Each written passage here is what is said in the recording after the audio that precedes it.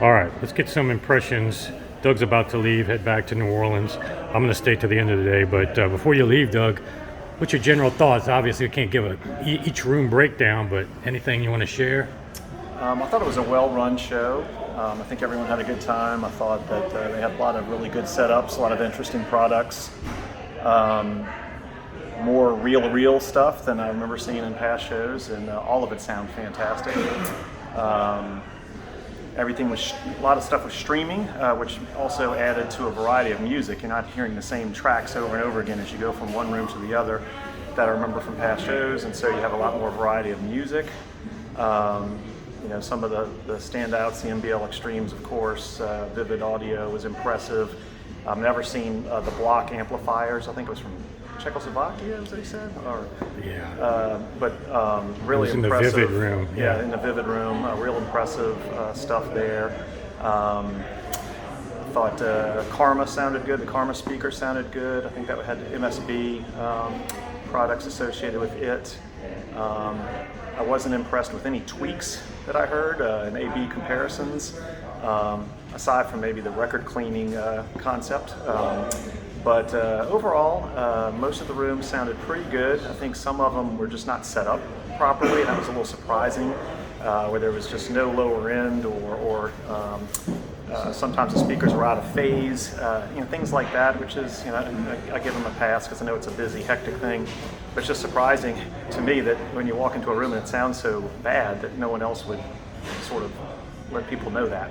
But overall, there were some very great sounding rooms, really interesting products, cheap headphone DACs, amps, things of that nature. And the Hi-Fi Rose I actually liked a lot. That's a streamer DAC combo, which was pretty impressive. Yeah, that's one thing, like in terms of things that you actually put money down on, was the RME room. That's correct. I didn't mention the RME room. I play guitar, very beginner, but there's a way that can incorporate into some recording software and things of that nature. But even aside from that, pretty decent little DAC, and its application in the audiophile world is copying vinyl. So you can actually copy vinyl directly onto a hard drive of a computer, and the software that they had for doing that was pretty impressive. Yeah, and also you bought the Kirmus record cleaner and the Wally tools, which was all in the same room. Probably time-wise, we spent the most time in that room because the demos were so good. They did a nice job with the demos, and I did learn a lot. I always knew the importance of sort of alignment of cartridges and things like that. And truth be told, I don't listen to as much vinyl as I used to, but it was clearly evident of the importance of having your cartridge set up correctly with the right angles and things of that nature, and to clean your records. I never assumed that you would have to clean a brand new record, but after watching this presentation, it was pretty impressive to a point where, even though I don't play a ton of vinyl, I felt like it was a worthwhile investment given the vinyl collection that I have, to make that small investment and do that. And I'm going to go home and spend some time aligning the cartridge properly and see if it makes an audible difference, which I expect it to make some difference. Yeah, and what I'll do is I'll do some videos with Doug via Zoom, or if I go to his house, we'll get some first-hand reviews of what he bought and how he likes it down the road, and share that with you guys. Obviously the NBLs, I think we're in agreement, that was far and away the best room. Unlimited dynamics that you can't really get through a cell phone video.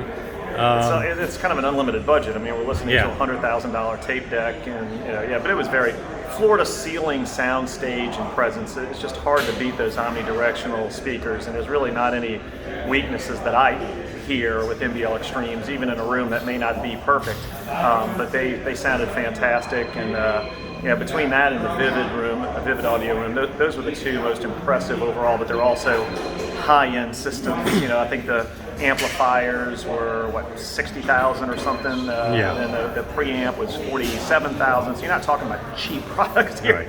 And but it was very impressive, and I enjoyed listening to reel-to-reel content playing through those systems because it was really special.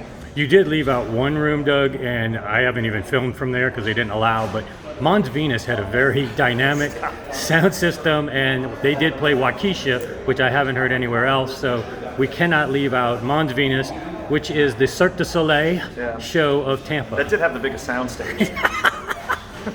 Sorry guys, I don't have footage of that.